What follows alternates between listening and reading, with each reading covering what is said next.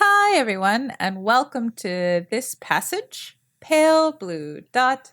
My name is Babette Craft. We will begin by reading the text completely at a native pace, and then we will return to look at the blue highlighted text and underlined phrases in more detail. Let's begin.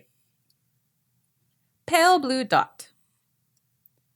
From this distant vantage point, the Earth might not seem of any particular interest, but for us it's different. Consider again that dot. That's here, that's home, that's us. On it, everyone you love, everyone you know, everyone you've ever heard of. Every human being who ever was lived out their lives, the aggregate of our joy and suffering. Thousands of confident religions, ideologies, and economic doctrines. Every hunter and forager, every hero and coward, every creator and destroyer of civilization, every king and peasant, every young couple in love. Every mother and father, hopeful child, inventor and explorer. Every teacher of morals, every corrupt politician, every superstar. Every supreme leader, every saint and sinner in the history of our species lived there, on a mote of dust suspended in a sunbeam. The Earth is a very small stage in a vast cosmic arena. Think of the rivers of blood spilled by all those generals and emperors, so that in glory and triumph they could become the momentary masters of a fraction of a dot. Think of the endless cruelties visited by the inhabitants of one corner of this pixel on the scarcely distinguishable inhabitants of some other corner. How frequent their misunderstandings, how eager they are to kill one another, how fervent their hatreds. Our posturings, our imagined self-importance, the delusion that we have some privileged position in the universe, are challenged by this point of pale light. Our planet is a lonely speck in the great enveloping cosmic dark. In our obscurity, in all this vastness, there is no hint that help will come from elsewhere to save us from ourselves. The Earth is the only world known so far to harbor life. There is nowhere else, at least in the near future, to which our species could migrate. Visit, yes. Settle, not yet. Like it or not, for the moment, the Earth is where we make our stand. It has been said that astronomy is a humbling and character-building experience. There is perhaps no better demonstration of the folly of human conceits than this distant image of our tiny world. To me, it underscores our responsibility to deal more kindly with one another and to preserve and cherish the pale blue dot, the only home we've ever known. Now let's return to the top and take a closer look at these blue highlighted phrases or words. From this distant vantage point. What does this mean, vantage point?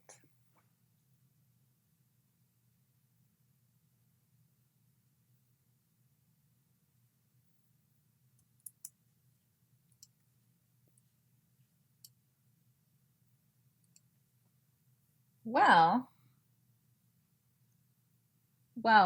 vantage point. This is a place that provides a good view. It can be a location or an opinion. In terms of opinion, it would mean such as a point of view. Like a point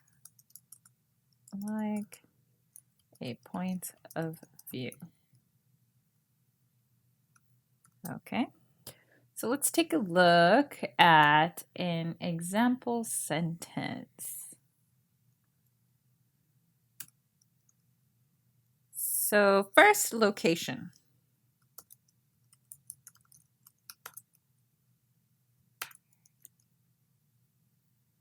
I can see the entire valley. I can see the entire valley from my vantage point. Okay, location, this is physical. I can see the entire valley from my vantage point. Then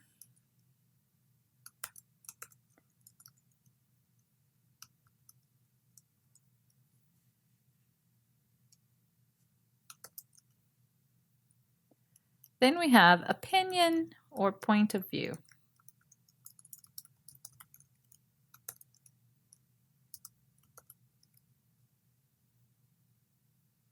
As an expert in design, I trust his vantage point when considering the future trends. Okay, so this one is not really a real physical location. This has to do with a person's opinion or point of view from their perception. In this case, as an expert in design, his perception, because he is experienced, allows him to see. He has a vantage point when considering future trends. His experience provides him a place of a good view of future trends. His experience provides a place for a good view of future trends. So it can be a real location, physical, like a valley, or like seeing above a valley, or it can be opinion as in a point of view, as an experience allowing you to see far into the future. Here, this is physical. This is a person imagining or being outside of the planet. From this view, from this distant vantage point, you can see all. The aggregate of our joy and suffering.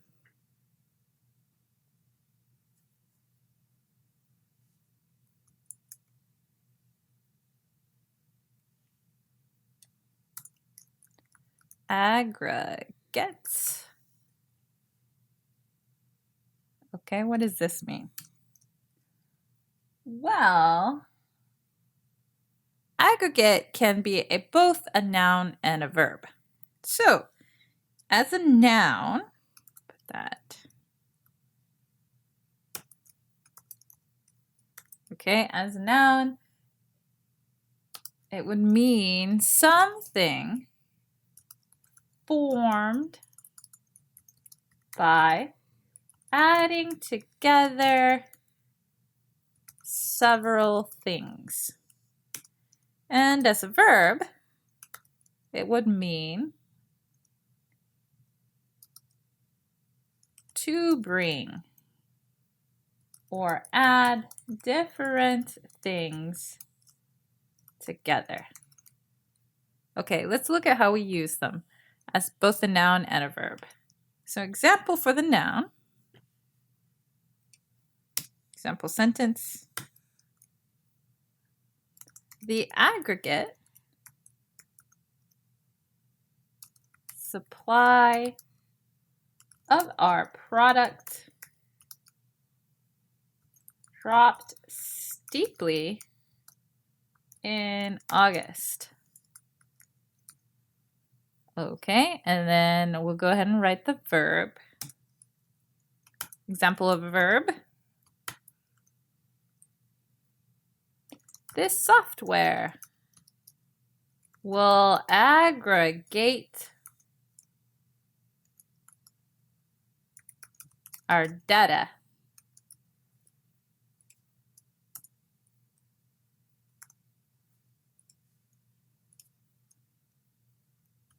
into useful information.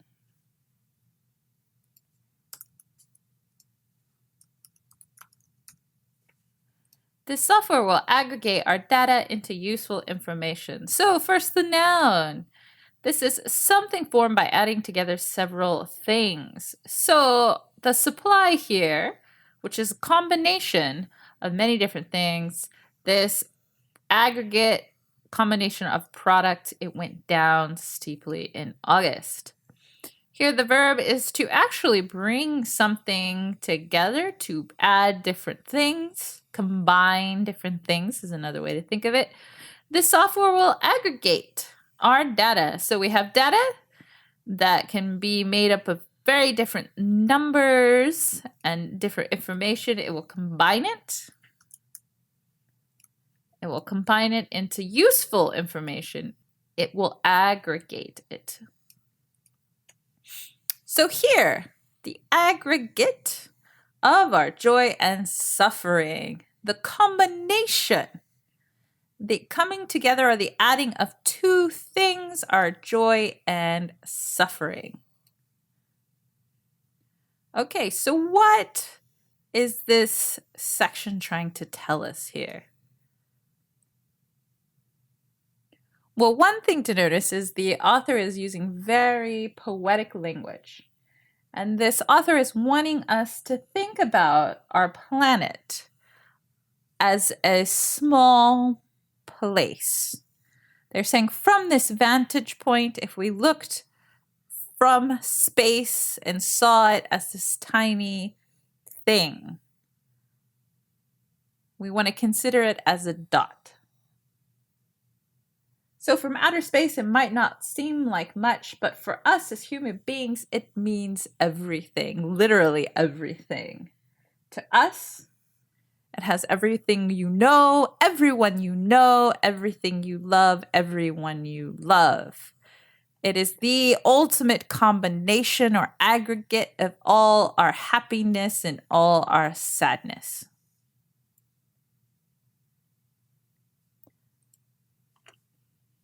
Okay, let's go to the next word. Every hunter and forager. What does forager mean?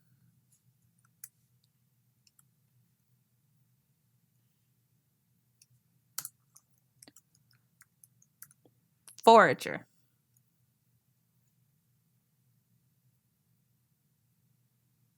Well, okay, as a verb, to forage.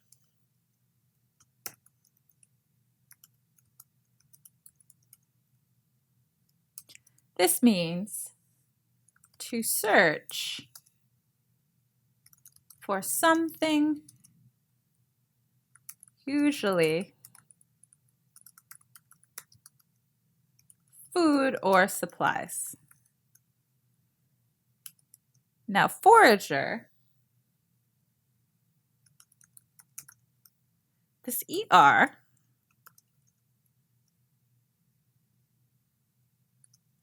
this means a person. So this is someone who forages.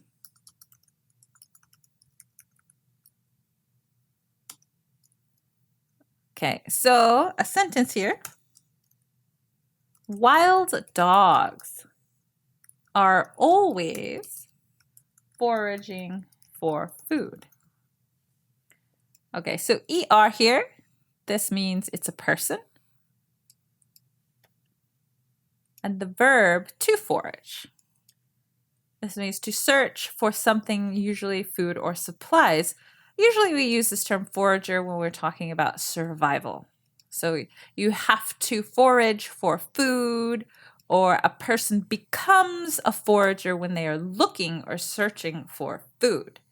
Just like our wild dog here, wild dogs are always foraging for food. This phrase, hunter and forager, so this is a person who hunts, killing food. Forager, usually we're talking in terms of searching for food that is already there. So something like plants, bushes, berries, usually this is a forager.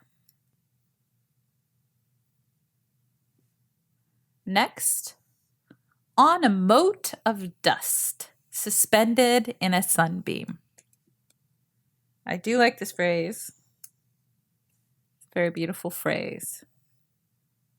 On a mote of dust. What does this mean? Mote.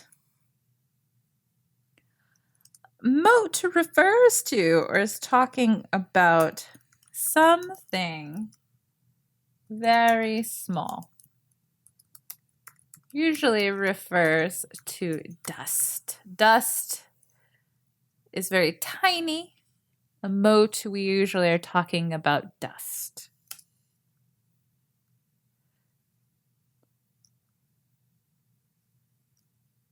So a sentence.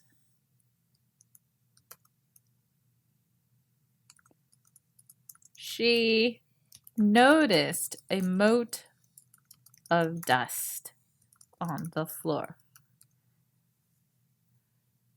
This person must have really been paying attention if they noticed a dust mote or mote of dust.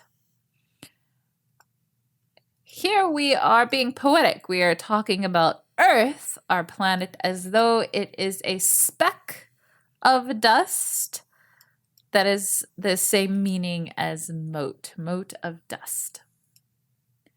The Earth is a very small stage in a vast cosmic arena.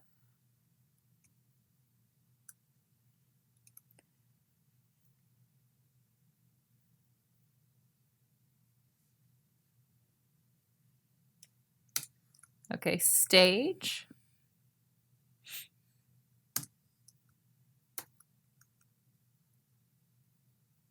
A stage is a raised platform where actors and entertainers perform. It can also mean to be part of activity. So, as a platform, a sentence. The musicians perform on stage for large audiences. Okay, or as part of as part of activity.